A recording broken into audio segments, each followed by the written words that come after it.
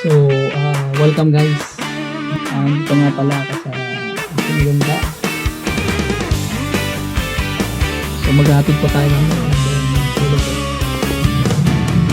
Bibigit at magpapahangin, hahabang at maglalakad, aalis sa syudad, sa likas,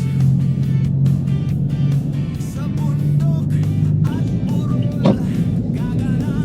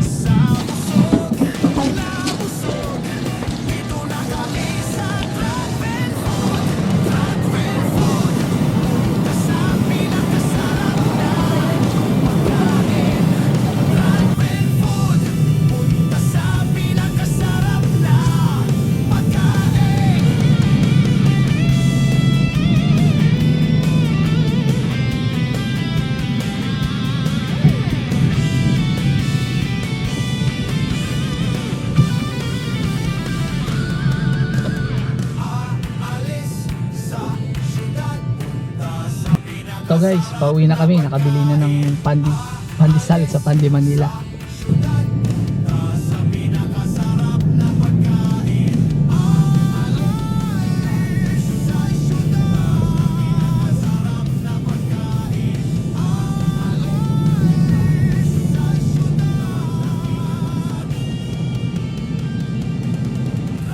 So dito na tayo sa market.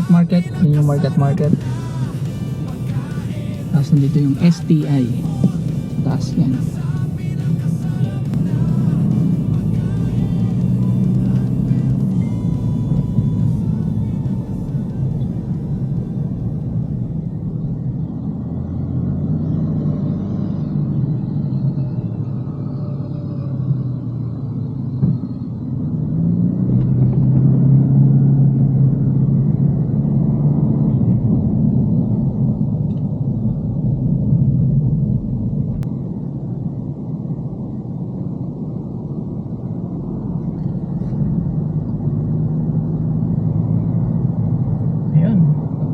Pabalik na.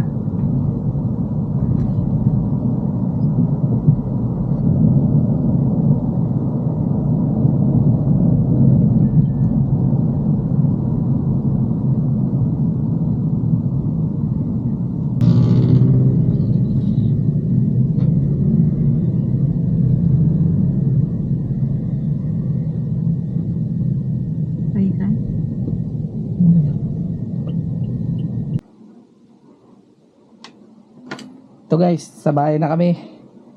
Ito na yung Pandi Manila. Ito na. Okay, kukainin na natin to.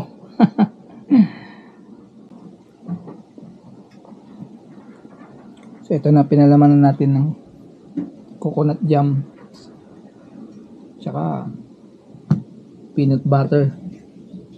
So okay siya guys.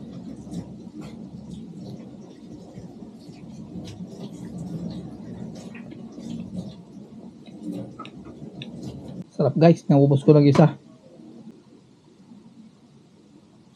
Sarap nitong yema nila guys. Tignan nyo. Oh. Dinidyan namin sa pandiman nila. Yema spread. Natural.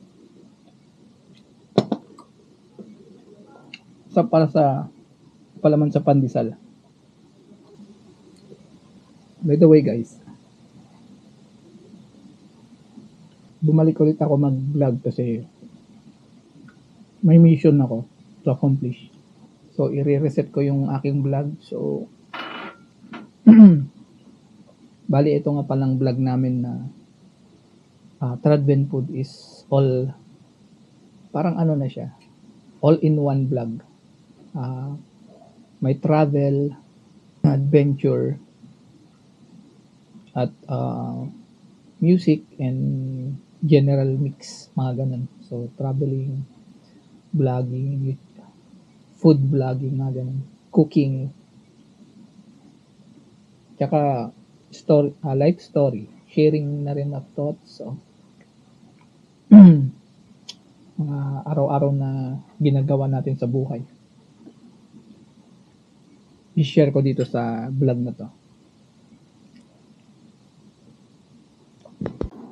Ayun, nasimot. Yung Pandi Manila. Bigyan naman. So, yeah, ipot muna tayo dito. Nung nakarang mga nagdaang panahon, may mga challenges tayo na naranasan. So, kaya ang gagawin ko ngayon is gusto ko ulit i-reset or i-refresh itong vlog na to. At bale, itong channel na to is binuo namin, kaming family, as a family. Kasi nga, mahilig kami sa pamamasyal, mahilig kaming kumain sa labas, or magluto sa bahay ng mga iba-ibang lutuhin. So, later on, i-share namin yung mga niluluto namin dito, araw-araw na kinakain, every weekends din, nagkukook ako, like spaghetti, mga pasta, mga pizza, mga ganon. So, i-share namin. Tsaka yung mga napapasyalan naming lugar. Then, mag-share ako ng gospel about sharing the life of some Bible characters, mga ganon. So, yeah, marami tayong pag-uusapan dito. So, I believe sa life naman natin, basta faithful ka kay God, binibigyan niya tayo ng, or hinahayaan niya tayo sa isang challenges. Kasi parang hinuhubog niya tayo, kumbaga yung gold, kumbaga sa ginto. Para kuminang ito, kailangan to ma-shape, ma-reshape, ang kailangan ma-forge para kuminang. So, yun sa tao, ganun din. Kasi pumupurol tayo dahil sa mga pagsubok, gumigive up tayo minsan. Pero, yun nga, everyday, basta nagdadasal tayo sa Panginoon, hindi niya tayo pababayaan, bibigyan niya tayo ng mga solutions. And then, ito yung mga parang binibigay sa akin na senyales ni Lord na ituloy ko itong mga ganito, pagkakataon, mag-vlog ulit. Kasi gusto ko mag-share ng mga thoughts about Bible words, mga gospel, kasi gusto ko yung mga nakakarinig or nakakapanood ng vlog namin is makaka-relate, tapos mabibigyan sila ng pag-asa everyday. So, yun nga, kaya tinawag ko itong Tradven Food. Actually, travel, adventure, food. Kung alam mo kaibigan, minsan ang buhay mo ay dating napakaganda. Akala mo wala ka ng problema, tapos bigla na lang bumagsak, mga ganun.